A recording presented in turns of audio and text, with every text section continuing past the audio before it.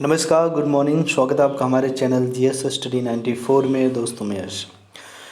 तो दोस्तों, जो डेली दैनिक जागरण का चाहे संपादकीय हो या फिर जनसत्ता का संपादकीय हो या फिर द हिंदू न्यूज़पेपर से रिलेटेड जो प्रोमिनेंट खबरें होती हैं उसके बारे में हम यहाँ पर विचार विमर्श करते हैं। और यदि आप हमसे टेलीग्राम पे जुड़ना चाहते हैं तो आप जाकर हमें वहाँ पर मैसेज कर सकते हैं या फिर सर्च कर सकते हैं जीएस स्टडी 94 के नाम से।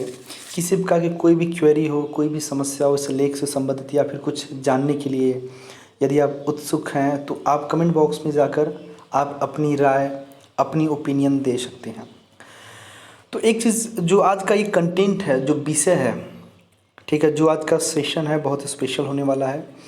और इससे पहले जो वीडियो हमने अपलोड कर दिया है पालघर की मॉब लिंचिंग में जो तमाम तरह की बातें बताई जा रही थी, उसके बाद जो हमारे देश के जो प्रशासक हैं, नौकरशाही हैं, उन्हें और बेहतर बनाने के लिए क्या किया जाए। पर अब जो जनसत्ता में दोस्तों जो विषय है वो है विज्ञान ही बचाएगा संकट से। बहुत सारे ऐसे लोग हैं जो विज्ञान को और धर्म को एक दूसरे के कॉन्ट्रडिक्ट मानते हैं, मतलब विरोध में मानते हैं कि ये एक दूसरे के कॉन्ट्रडिक्शन करते हैं। यदि मैं यहाँ पर धर्म शब्द का यूज़ कर रहा हूँ तो आप ये मत सोचिएगा कि मैं इस्लाम धर्म, हिंदू धर्म, फलाने धर्म, ढिकाने धर्म की बात कर रहा हूँ। मैं इन सब सारी चीज़ों में बिलीव करता हूँ, पर एक जो एक्चुअल में चीज़ें होती हैं, मैं फिर बोलता हूँ, एक इंसान है, उसे प्यास लगी है तो आपका धर्म कहता है यदि आपके पास क्षमता है, सामर्थ्य है तो उसे आप पानी पिलाएं। कोई भूख से तड़प रहा है, मर रहा है तो आपकी इंसानियत, आपका धर्म कहता है कि आप उसे भोजन कराएं।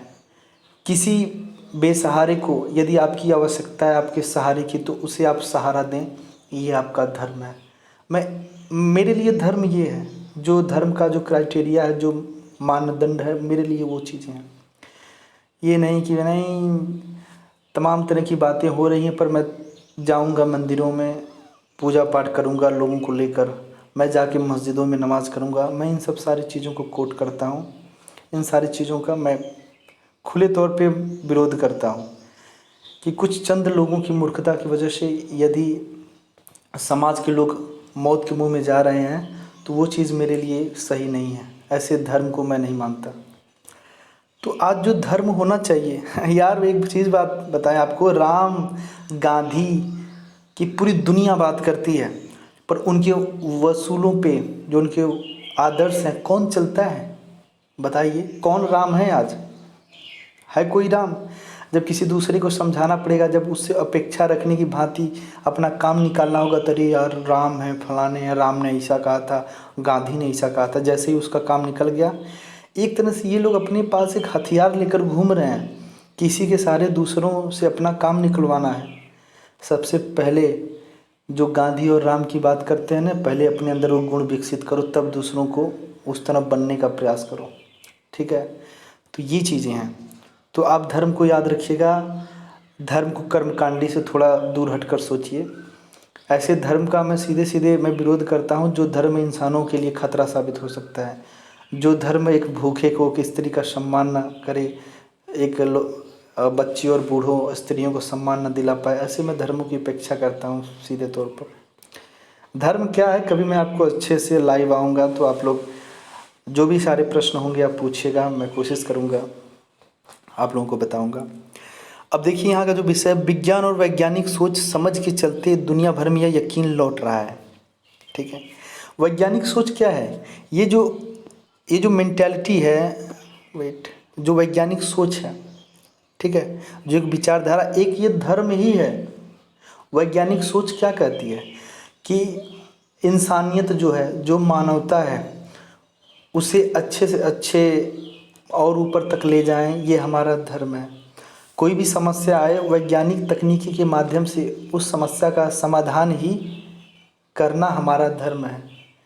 एक वैज्ञानिक है दोस्तों, इस तरह की यदि सोच रखता है तो वो, उसके लिए उसका धर्म जानते हैं क्या है? वही है, ठीक है? दिन रात बेचारा बस समाज के, देश को, पृथ्वी को बचाने की कोशिश करता है, नई नई समस्याओं का एक समाधान ढूंढता है, ये उसका धर्म है। तो कुछ ऐसे लोग भी हैं जो अगर ना समझ पाएँ तो समझने की कोशिश करिएगा। धर्म एक्चुअल में यही है, ठीक है। और अब यहाँ पे देखिए, विज्ञान और वैज्ञानिक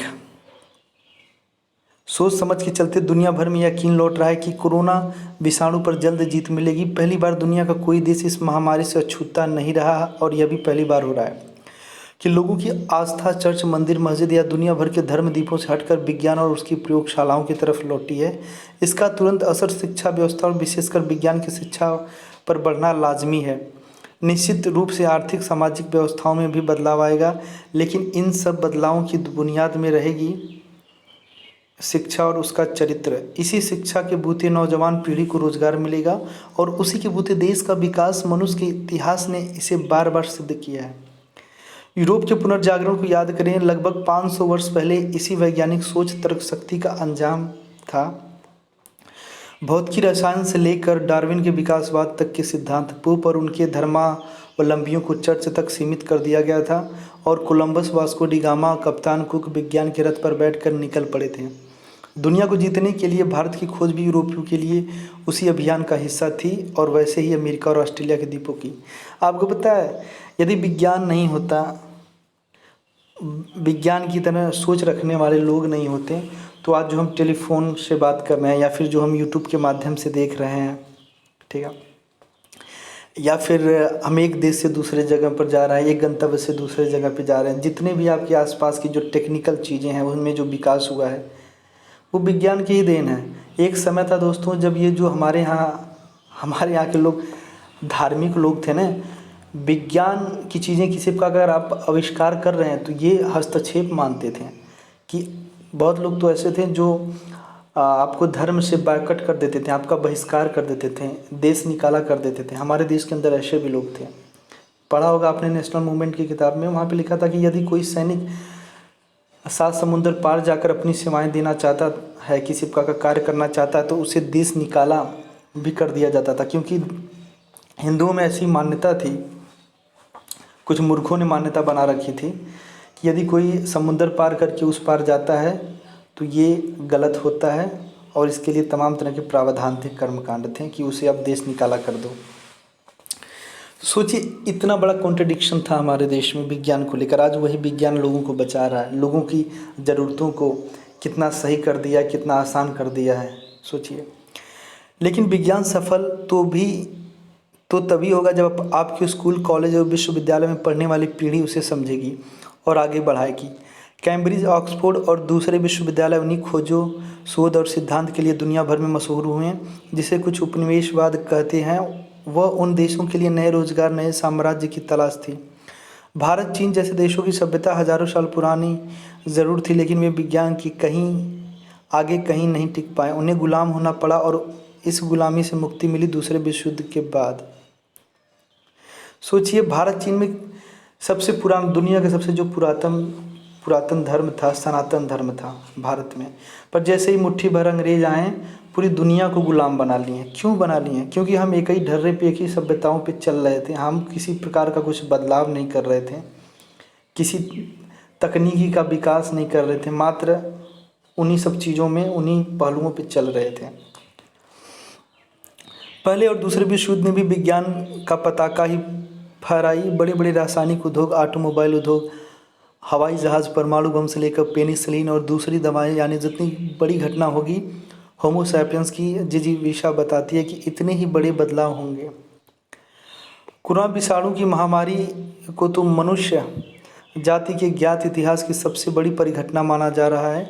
भारत में पूर्णबंदी और दूसरे कदम तुरंत उठाते हुए अभी तक अद्वितीय सूझबूझ का परिचय दिया है। अंजाम भी सामने। दुनिया की 22% आबादी वाले देश में महामारी का प्रकोप 2% से भी कम है, लेकिन यही वक्त है उत्तर कोरोना काल के लिए तुरंत तैयार रहने का।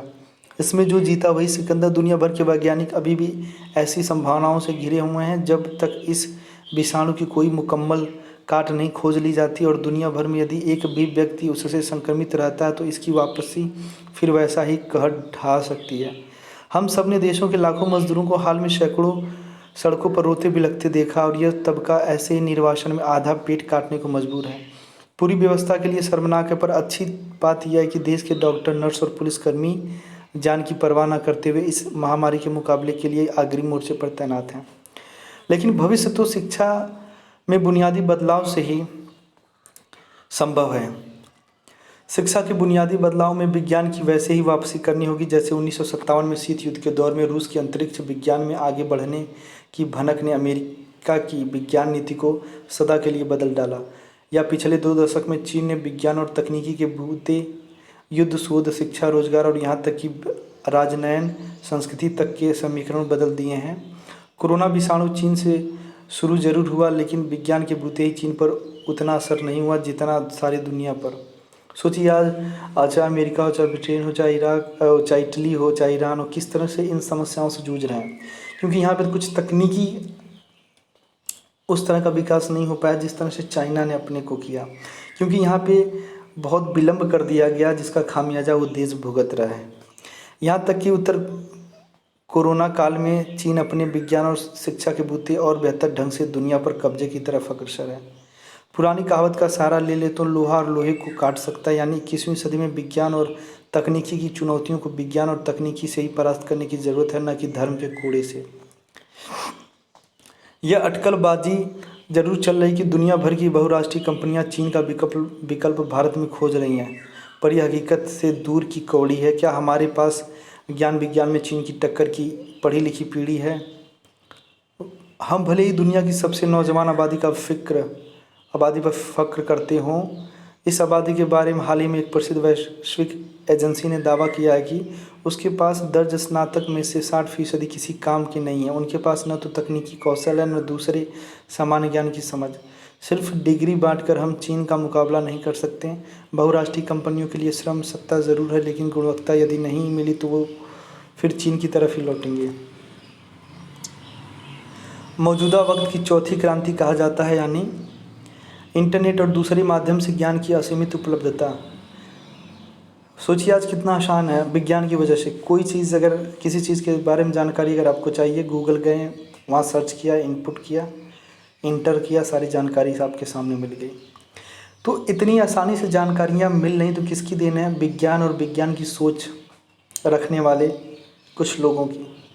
अन्यथा दोस्तों उन्हीं पटरियों पे हम चलते हैं। इन्हीं चीज़ों को जानने के लिए लोग लाखों करोड़ों रुपया पहले देते थे इन्हीं चीज़ों के अध्ययन के लिए। आज आप घर बैठे किसी भी दुनिया की कोई भी पढ़ाई आप कर सकते हैं, कोई भी डिग्री ले सकते हैं। तो ये होता है किस तरह से विज्ञान ने तमाम मुश्किलों को आसान कर दिया। पहली 3 क्रांतियों में भारत कई कारणों से फिसडी साबित हुआ, लेकिन मौजूदा कोरोना ने पढ़े लिखे लोगों से लेकर गांव देहात तक plasma, pneumonia, bacteria, vaccine, antibodies, mask, Aarogya Setu जैसे वैज्ञानिक शब्दों का पहुंचा दिया है।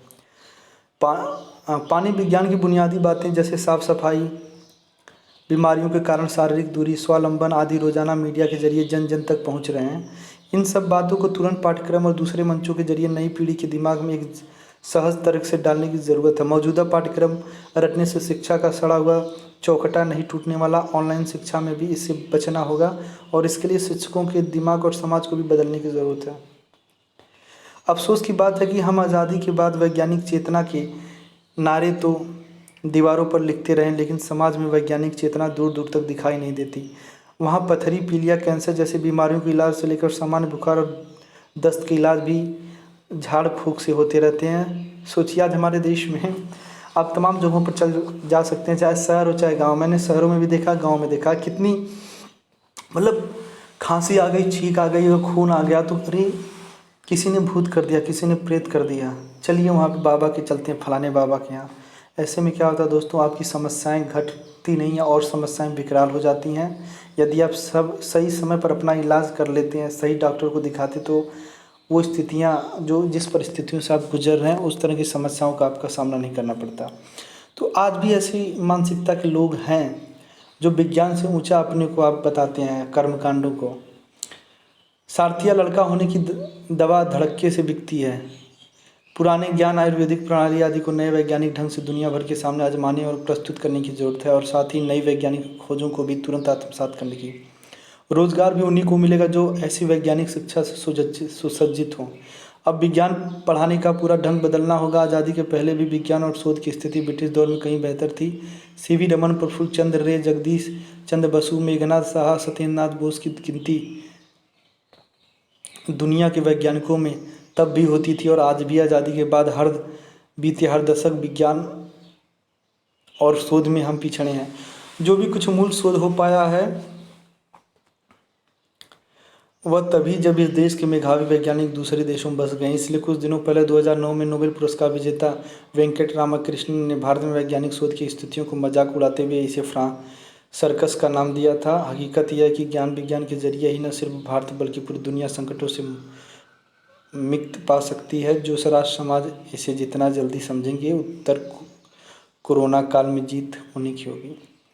तो अपने बच्चों को आप इस तरह शिक्षित करिए कि उस शिक्षा का समाज में इंसानों के लिए बेहतर भविष्य में हो सके। याद रखिएगा, कुछ लोग हैं जो कॉलेज विद्यालय खोल कर बैठे हैं दोस्तों, इनका मात्र एक उद्देश्य है पैसे कमाना, अपना व्यापार बढ़ाना।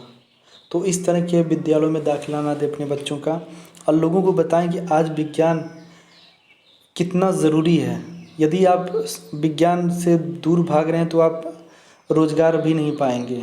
ठीक है, तो आज के लिए इतना ही। नमस्कार, धन्यवाद।